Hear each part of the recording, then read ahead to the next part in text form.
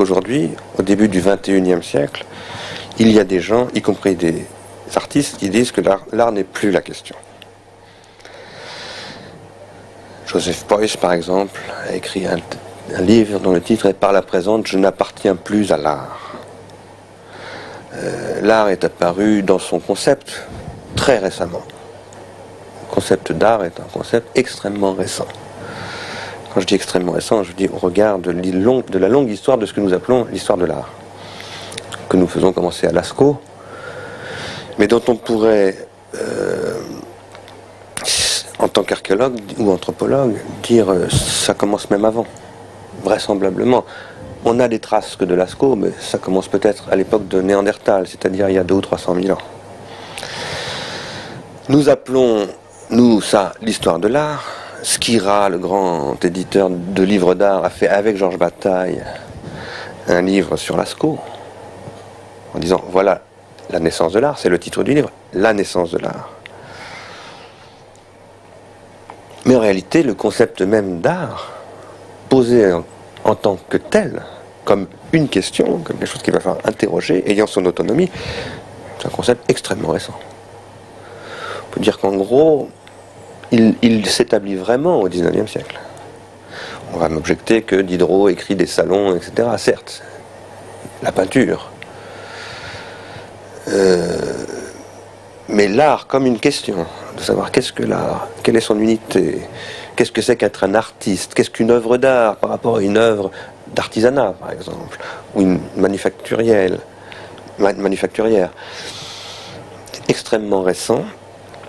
Et des gens pensent, je ne dirais pas que je le pense, je ne dirais pas que je pense le contraire, moi je ne sais pas très bien ce que je pense là-dessus, mais des gens pensent que c'est complètement dépassé de se poser le problème de l'art. Pour ma part, j'essaie de comprendre pourquoi aujourd'hui on peut penser comme ça, et pourquoi il faut faire droit à cette manière de penser, dont je dois avouer quand même, pour être très honnête, qu'elle me tente. Je tends quand même à penser que le nom même d'art est devenu un cache-misère pour éviter de penser les vraies questions esthétiques. Quand je dis ça, je ne veux pas dire que dans les musées ou dans les expositions ou dans le travail qui se fait à travers ceux qu'on appelle des artistes, il n'y aurait pas de questions esthétiques. Je pense que c'est là que sont les grandes questions esthétiques. Mais je pense qu'elles sont aussi ailleurs, et qu'elles sont aussi ailleurs pour une raison qui n'a pas encore été véritablement bien méditée, travaillée, projetée, explorée et exposée par les artistes eux-mêmes au cours du XXe siècle, ni même à ma connaissance, en ce début du XXIe siècle. La condition pour qu'un ménage ou un individu ou un groupe de gens adopte, je sais pas moi, une marque de cigarette, un nouvel objet technique comme le téléphone portable ou l'agenda électronique, une paire de bas d'un nouveau genre, ou quoi que ce soit d'autre, des chaussures avec une petite marque, qui est par exemple celle de Nike. La condition de ça, c'est de esthétiquement faire se répandre le produit, et donc c'est de franchir des barrières esthétiques. Ça, c'est une nouveauté absolument considérable dans l'histoire de l'humanité. Parce que jusqu'au XIXe siècle, la sphère que j'appellerais plus largement qu'esthétique, symbolique, mais dont l'esthétique est une dimension de base. Jusqu'au XIXe siècle à peu près, disons jusqu'au début du XIXe siècle, c'est la sphère de ce qu'on appelle les clercs. Les gens comme moi, c'est-à-dire les gens qui ont passé une thèse, qui sont allés à la Sorbonne, ou bien qui sont des religieux, ou bien qui sont près des princes, ceux qui viennent raffiner l'oreille des princes, Mozart par exemple, ceux qui viennent raffiner l'œil des princes, David ou Watteau ou d'autres comme ça. Ces princes pouvant être des pontifes, des souverains pontifes, Michel-Ange, toute cette fantastique histoire de l'art, depuis Lascaux, à mon avis, a une fonction, comme le disait Georges Bataille, somptuaire. C'est-à-dire que l'art est là pour rien, gratis. c'est en plus, c'est en surplus, et c'est pour ça que l'art représente Dieu, ou le sacré, ou ce qui est au-delà. Dans les sociétés magiques, il n'y a pas de concept d'art, hein, mais il y a une réalité artistique. Le travail esthétique des totems, des objets, y compris quand ils sont pas rituels, les objets usuels, qui sont surchargés, tous ces objets de symbolique, renvoient à quelque chose qui est bien au-delà de ce à quoi est destiné l'objet. Mettons un harpon qui sert à chasser les phoques, chez les lapons, il est tout ciselé. Pourquoi il est ciselé? À quoi ça sert pour attraper un phoque? À rien. Mais le facteur de harpon, il passe peut-être plus de temps à ciseler le manche qu'à fabriquer la lame. Parce qu'il faut que son geste ait un sens. Et que ce geste ne peut avoir un sens pour lui qu'à la condition de donner au phoque qu'il va tuer quelque chose de somptuaire. Un temps de travail pour rien. Parce que cet homme-là, il chasse le phoque, mais il sait que bien au-delà de la graisse du phoque, de la viande du phoque et de la peau du phoque, il y a quelque chose qui est dans le phoque, qui ne se mange pas, avec quoi on ne fait pas de vêtements, avec quoi on ne fait pas d'huile pour se chauffer ou pour s'éclairer, mais qui est lié à lui, qui est de l'ordre de la vie, et qui est de l'ordre de quelque chose qui est incompréhensible, mais qui est magnifique, et qui est le seul truc qui mérite de vivre, qui donne le droit de vivre, y compris à ce phoque, et qui donne le droit au lapon de tuer le phoque pour continuer à vivre en mangeant le phoque. Un chasseur de phoques a une pratique esthétique. Il marque son harpon. Et cette marque, elle est absolument capitale. C'est ça qui lui donne une existence, et pas simplement une subsistance. Un chasseur de phoques, c'est pas du tout un mangeur de phoques. C'est un homme qui existe en relation avec les phoques, mais son souci dans la vie, c'est pas du tout de manger des phoques ou de tuer des phoques, c'est à travers la chasse aux phoques d'exister et de rendre hommage, disons, au monde dans sa modalité à lui. À partir de la révolution industrielle, c'est-à-dire d'un processus technologique, c'est-à-dire à partir de la naissance de la technologie, parce que la technologie, ça n'existe pas avant. Parenthèse, définition, j'appelle technologie la technique qui est produite de manière industrielle sur des modèles formels issus de la science. Aucun rapport avec le harpon du chasseur de phoques. Je ferme cette parenthèse. À partir du moment où se développe la technologie industrielle, qui est l'apparition de ce qu'on va appeler d'abord le machinisme industriel, et qui va faire passer de la production manufacturière, où certes il y a des ateliers où il y a parfois des centaines d'ouvriers, mais qui travaillent à la main, ou qui travaillent avec des machines, mais des machines qu'ils pilotent avec leurs mains, c'est-à-dire en laissant une trace de leurs mains et de leur singularité de facteurs, puisqu'on appelle ça des manufactures. Autrement dit, où ils laissent une trace de leur savoir-faire individuel. À partir du moment où on va passer à l'industrie de ce que Marx va appeler l'usine du prolétaire, où là, le prolétaire devient le servant d'une machine, il ne laisse aucune trace de lui-même dans l'objet. L'objet est devenu un produit d'une machine.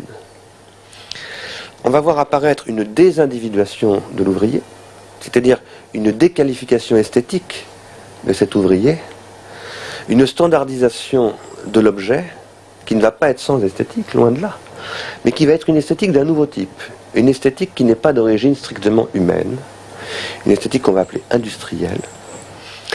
Et au même moment, va se produire ce que le premier Hegel, puis Marx, puis Nietzsche, tout au long du XIXe siècle, vont appeler la mort de Dieu. C'est-à-dire le devenir radicalement profane du monde.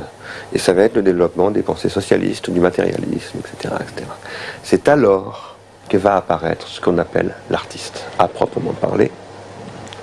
C'est-à-dire celui qui va signer en son propre nom et qui ne travaille pour personne, ni pour le pape, ni pour la cité, ni pour un commanditaire, mais pour lui-même. La figure la plus célèbre, c'est Cézanne.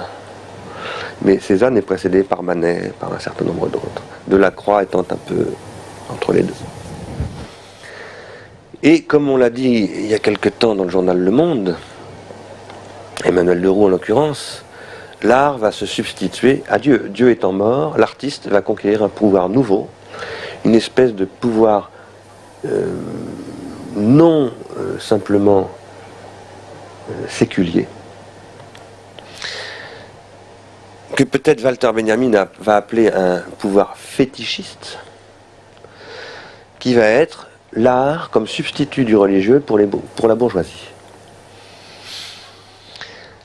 Alors là va se produire un processus d'individuation nouveau, j'appelle individuation là la condition de formation de l'individu, de l'artiste moderne, ce qu'on va appeler la modernité avec Baudelaire, avec un certain nombre d'autres, qui est essentiellement lié à l'apparition de la condition de l'homme moderne, au sens de la condition de l'homme de la vie industrielle, des produits en série, de la fabrication des mégalopoles, de l'anonymat, etc., etc.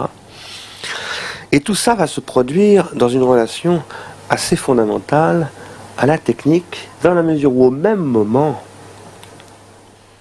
apparaissent l'appareil photo, le phonographe, le cinématographe, etc., etc. À partir de la fin du XIXe siècle et du début du XXe siècle, l'Occident, mais qui n'est plus simplement l'Occident chrétien, qui devient de plus en plus l'Amérique, a développé ce que deux philosophes allemands, Horkheimer et Adorno, appelleront en 1947 les industries culturelles. Et ça veut dire quoi? Ça veut dire que le capitalisme va s'emparer de la question du beau, en disant c'est nous maintenant qui gérons le problème de l'esthétique. C'est nous qui allons produire du goût, qui allons fabriquer du goût. Ça n'est plus l'Église, ça n'est plus la sphère politique. Les artistes, on va les contingenter dans des musées, dans des galeries, et on va en faire un marché spéculatif pour nous, les bourgeois, qui avons encore un peu besoin de somptuaire qui ne sert à rien. Mais pour les masses, maintenant l'industrie, c'est les grandes surfaces, c'est la publicité, c'est les grandes marques, c'est Nike, etc. C'est ce que certains ont appelé, est-ce qu'il faut partager leur point de vue, vivre et penser comme des porcs. Mon ami Gilles Châtelet. Vous avez déjà vu ce que c'est. Il y avait aussi Pasolini qui s'est beaucoup intéressé aux porcs. Vous avez déjà vu ce que c'est que la distribution de la nourriture à des porcs. Et bien, si vous regardez comment ça se passe, ça ressemble beaucoup à un supermarché. Ceci va se développer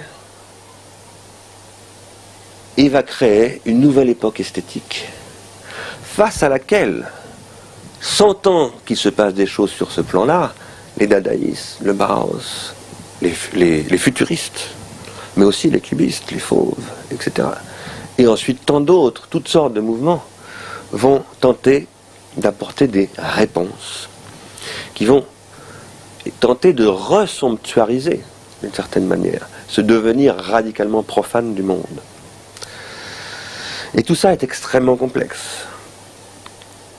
Mais ça va conduire, quoi qu'il en soit, de cette complexité, de cette richesse dont je ne peux pas du tout rendre compte ici.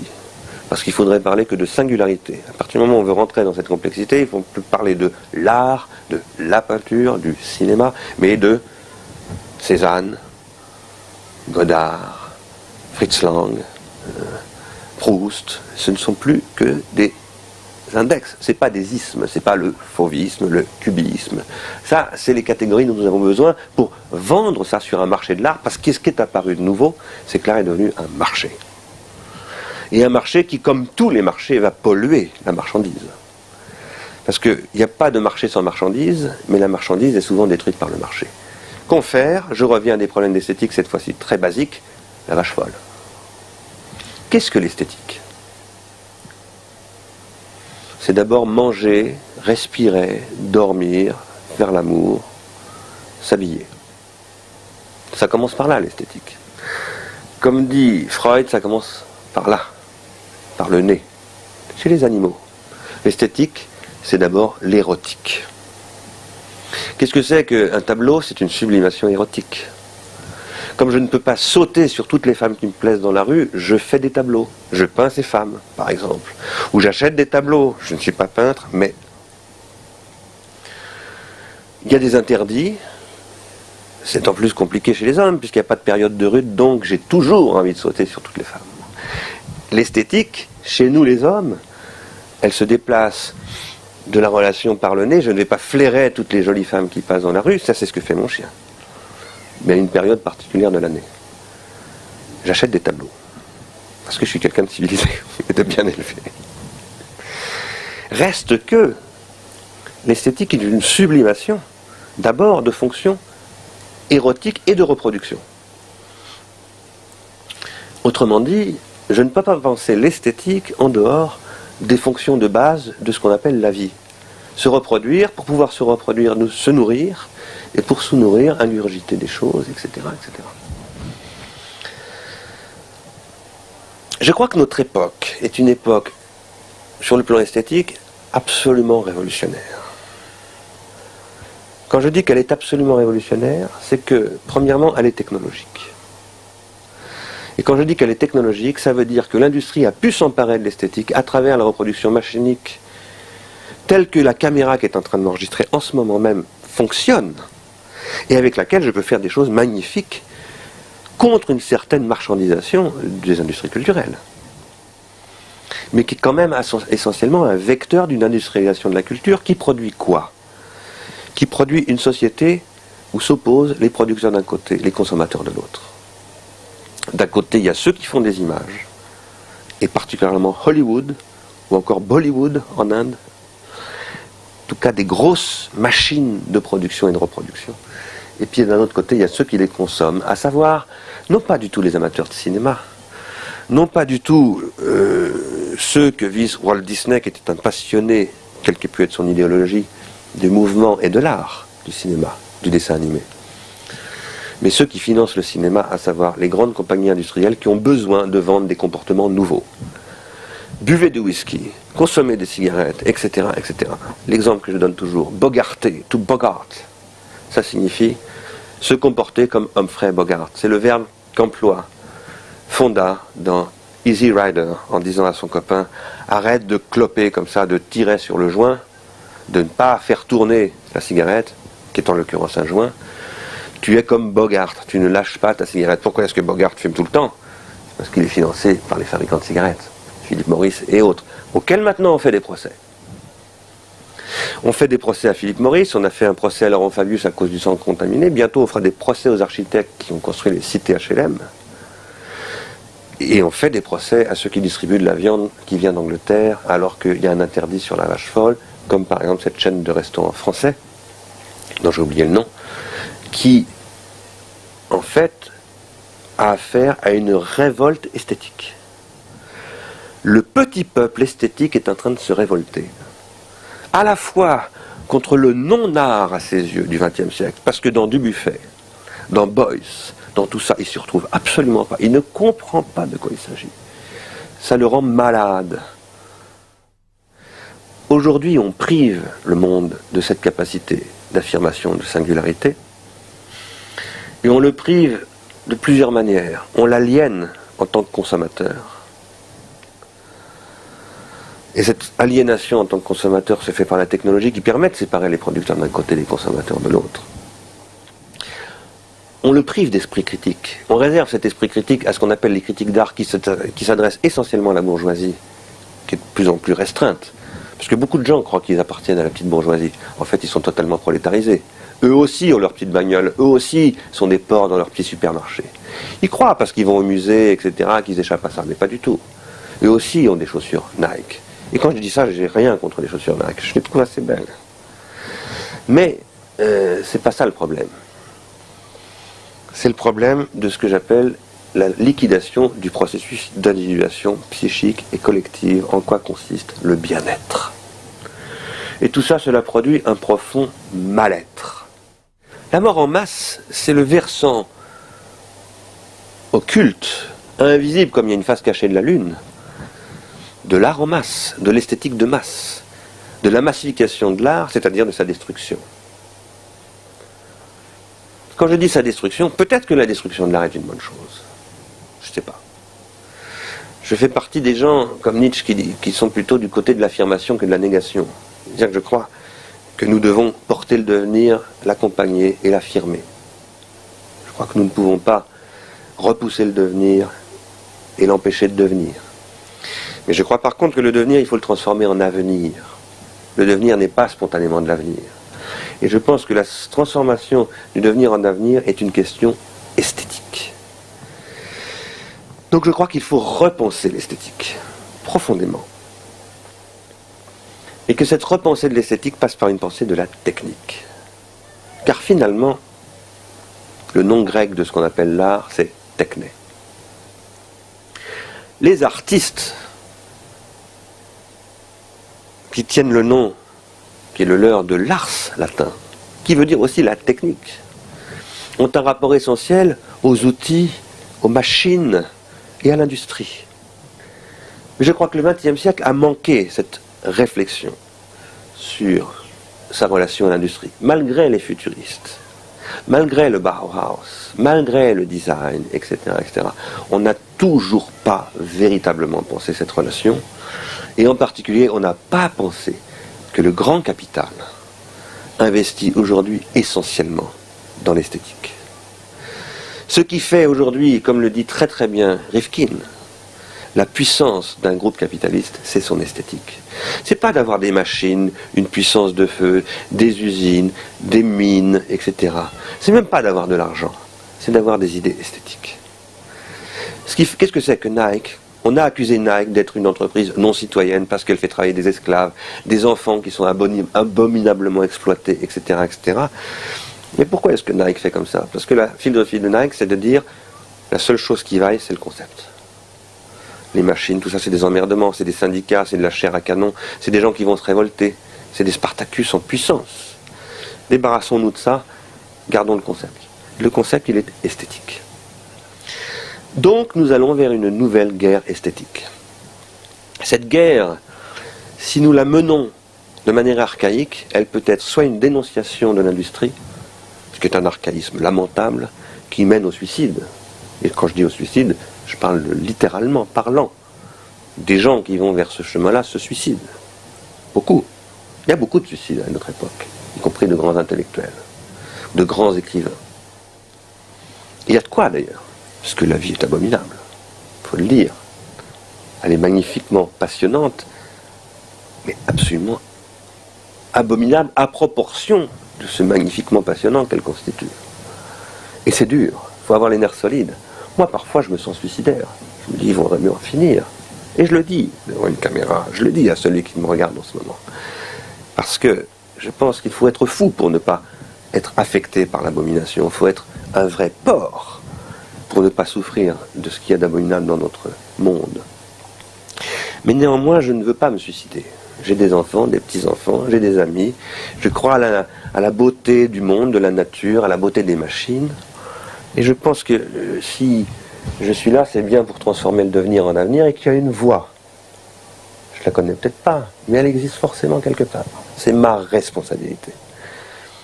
Et c'est la mienne comme c'est celle de chacun. C'est une responsabilité esthétique, mais pas seulement esthétique. Parce que l'esthétique ne se sépare pas du conceptuel et de beaucoup d'autres choses, de l'économique, etc. Il y a un deuxième danger, ce que j'appellerais une régression spiritualiste. Quand je dis une régression spiritualiste, je ne veux pas dire du tout que le spiritualisme soit régressif en soi. Je pense qu'on va, effectivement, peut-être pas pour les mêmes raisons que Malraux, on va vers un regain spirituel, un renouveau du spirituel. Mais la tentation, c'est les régressions spiritualistes, c'est-à-dire les intégrismes, de toute nature.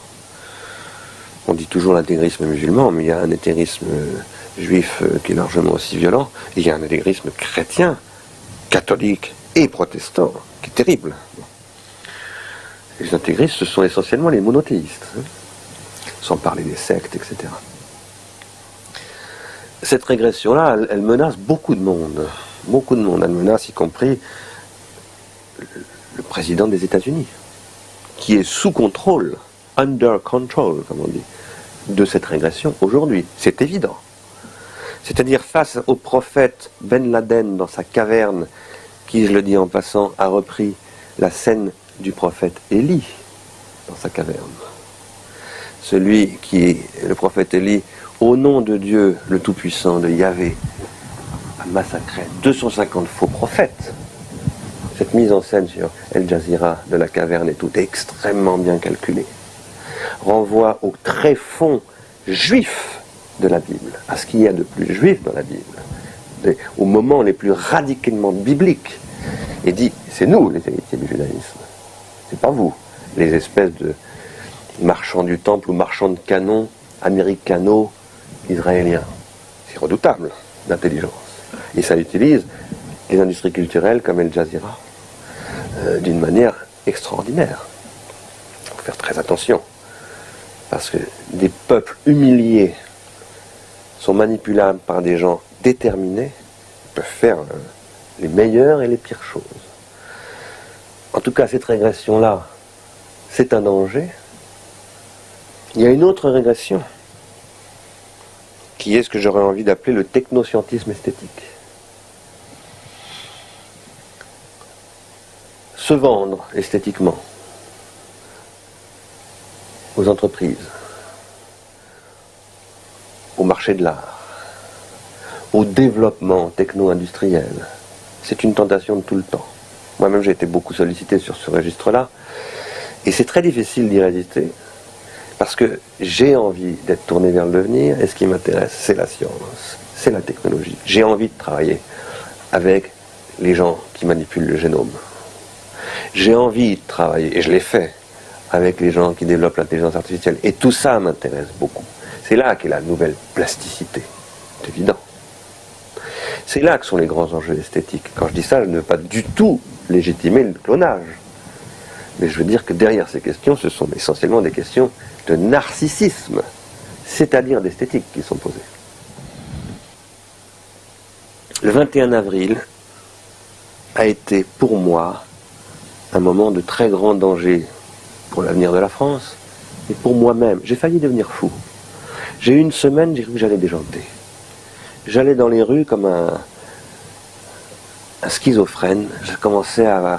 Je me voyais, je le faisais pas, mais je me voyais, je commençais à aborder les gens dans la rue et à leur raconter n'importe quoi. Je me sentais partir dans le délire. Parce que j'avais senti venir ce truc-là. Ça faisait des années que je le sentais venir et que j'en avais une trouille bleue. Je me disais, on va rencontrer la catastrophe. Une semaine avant que ce vote n'ait lieu, j'avais dit à mon épouse, qui disait « Oh, bah, tout va bien se passer le 21 avril ». Tout va bien se passer, ça ne voulait pas dire les socialistes ou le parti de Jacques Chirac va l'emporter. Non, ça voulait dire l'histoire de l'extrême droite, c'est réglé. J'ai dit « Mais tu es complètement... T'as pas les yeux en face des trous. » Plus que jamais, c'est ça la question. Et malheureusement, ça a été le cas. 2 semaines après, le 21 avril, j'ai fait une conférence pour mon ami Sarkis, au musée de Lyon, au musée d'art contemporain de Lyon, que j'ai dédié aux électeurs du Front National. 6 mois après, j'ai fait une conférence à Cerisy-la-Salle que j'ai dédiée au Front National. Et aujourd'hui même, je dédie ce que je dis là aux électeurs, à mes amis électeurs du Front National. Je dis bien mes amis parce que moi j'aime bien les porcs, j'aime bien les animaux, et je suis porcin moi-même, fondamentalement. Nous sommes tous devenus plus ou moins des pauvres petits cochons, qu'en général on envoie à l'abattoir. Et les pauvres petits cochons doivent comprendre que le problème c'est le grand méchant loup. Mais que le grand méchant loup, c'est pas comme dans les fables. On n'est plus des enfants, bien qu'on soit des pauvres petits cochons. Bien que notre maman cochonne nous ait dit « Allez les enfants, tirez-vous maintenant. Il est temps d'aller construire vos cabanes dans la forêt, mais attention au grand méchant loup. » Il est temps de devenir adulte et de nous apercevoir de quoi, en tant que pauvres petits cochons que nous sommes. Que nous sommes tous blessés dans notre narcissisme. Celui qui m'a donné à penser cette chose-là, tout à coup, avec une violence profonde, s'appelle Richard Durn, paix à son âme, qui s'est suicidé au début du mois d'avril, c'est-à-dire 3 semaines avant le vote du Front National, qui s'est jeté du haut d'un commissariat, après avoir massacré une dizaine d'élus, paix à leur âme, qui représentaient, en principe, la République française à travers la commune de Nanterre. Qu'est-ce qui lui est arrivé à cet homme-là, dont je suis convaincu qu'il y en a des milliers dans les rues partout, c'est Richard Durn. C'est bourré de potentiels passeurs à l'acte du crime. Il n'y a qu'à voir ce qui se passe aux États-Unis, il n'y a qu'à voir le film Bowling for Columbine de ce fantastique Michael Moore. n'y a qu'à lire les journaux. La violence est partout. C'est pas celle des sauvageons, contrairement à ce que pense Monsieur Chevènement et mon ami Régis Debray. C'est d'abord la violence de ce qui n'est pas simplement le grand méchant loup, mais la violence esthétique qui prive les gens de la possibilité même d'avoir ce que Freud appelait un narcissisme primaire. Freud distingue deux modalités du narcissisme. Enfin, il en distingue plus que ça, mais il distingue d'abord ce qu'il appelle le narcissisme primaire, c'est-à-dire l'estime de soi. Pouvoir se regarder dans une glace, se dire « je suis peut-être pas un Apollon, mais finalement, j'ai une bonne gueule, quoi. Je suis quand même assez sympa. Il y a quelque chose, on peut m'aimer. La preuve, c'est que je m'aime un peu moi-même. » Et à partir du moment où je m'aime un peu moi-même, je peux aimer ma femme, mes gosses, les potes de mes gosses, les parents des potes de mes gosses. Puis finalement, j'aime tout le monde. Je suis avant tout quelqu'un qui a des amis, d'amical. J'ai aussi des ennemis, bien sûr. Le monde est fini. Donc, mais je suis d'abord amical. Je ne suis pas une boule de haine. Je peux avoir de la haine. Il faut avoir de la haine. C'est aussi une question de narcissisme. Sans ce narcissisme qu'on appelle primaire, il n'y a pas d'estime de soi. Il n'y a même pas de constitution de l'ego. Alors il y a la folie. Si on est privé de ça, on est dans la psychose. On devient soit un grand paranoïaque, soit un grand schizophrène, c'est-à-dire soit on se rabat sur soi, on ne voit même plus les autres, ou on est coupé en deux, parce qu'on est coupé en deux, ou bien on devient un paranoïaque qui sort son flingue à la moindre occasion, et c'est la pauvre Colombine qui en prend plein la gueule, c'est-à-dire une innocente.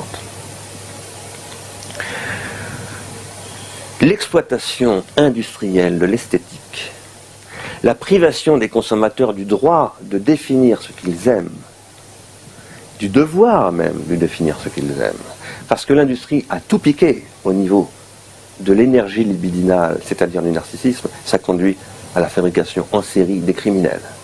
Non pas simplement des chewing-gums Hollywood, non pas simplement des Badim, non pas simplement des chaussures Nike, mais des tueurs en série. Produire en série des tueurs en série. C'est à ça qu'on va.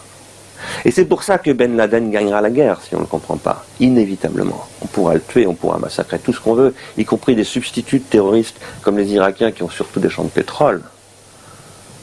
Ça nous pètera à la figure. Comme les Vietnamiens qui n'avaient rien, ont foutu les Américains dehors, ils foutront, ces gens-là, tout ça en l'air. Pas dehors. Ils se foutront en l'air avec.